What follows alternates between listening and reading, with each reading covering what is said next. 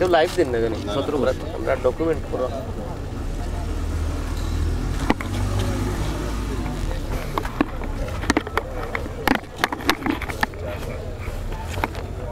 Prince ভাই লাগি বাংলাদেশ জাতীয়তাবাদী তরুণ প্রজন্ম দল কেন্দ্রীয় সংসদের সহ সাংগঠনিক সম্পাদক। আচ্ছা প্রিন্স ভাই আপনার কাছে আমরা জানবো দীর্ঘ 17 বছর পর চারকাইয়ের কৃতি সন্তান গোলাপগঞ্জের গোলাপগঞ্জ বেনিবাজারের কৃতি সন্তান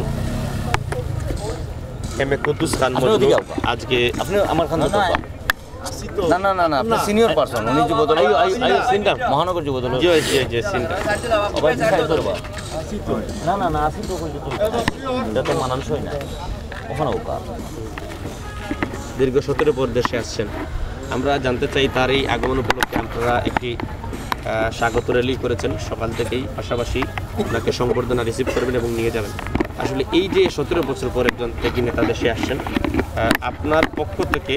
আজকের এই আয়োজনে আপনি মূল নাকি আপনার পক্ষ থেকে আসলে আমরা বক্তব্য জানতে চাই আমি সর্বপ্রথম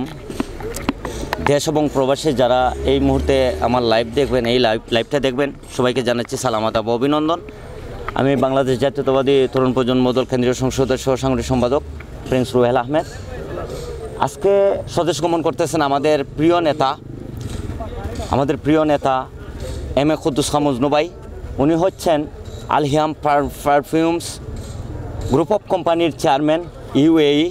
এবং ইউএই আল দাইদ বিএনপির সভাপতি এবং উনি হচ্ছেন সিলেট বিভাগীয় ঐক্য ফোরাম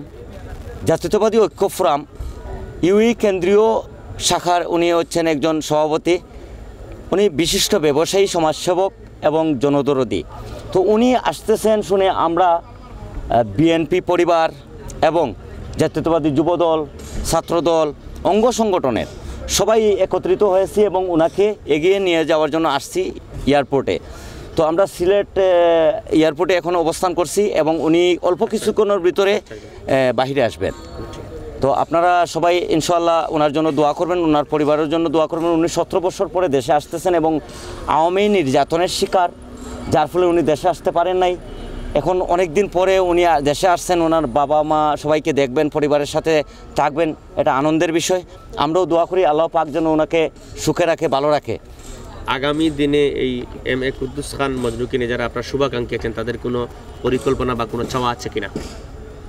আমি যেটা জানি যে এম এ কুদ্দুস খান মজনু ভাইয়ের কোনো চাওয়া নেই উনি নিজে থেকে বিলিয়ে দেন ওনার মন হচ্ছে উদার উনি সবাইকে দান করতে পছন্দ করেন বা অসচ্ছল ব্যক্তিদেরকে অনেক সহযোগিতা করে থাকেন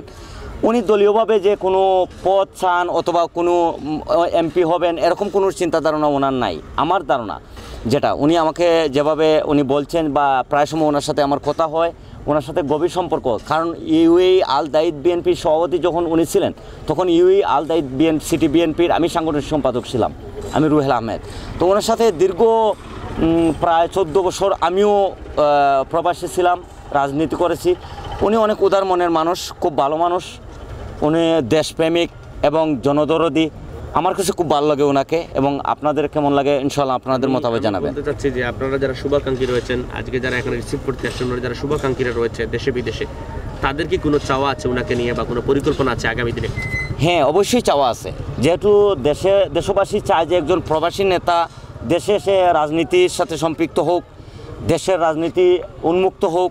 সবাই সুন্দরভাবে রাজনীতি করুক এবং উনি প্রবাসে দীর্ঘদিন ছিলেন উনি প্রবাসী থেকে রাজনীতি করেছেন আমরা চাচ্ছি যে সবাই উনি দেশে অবস্থান করে দেশেই রাজনীতি করুক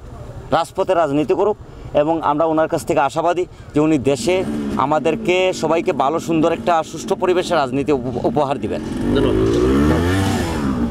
আর কি মাত্রা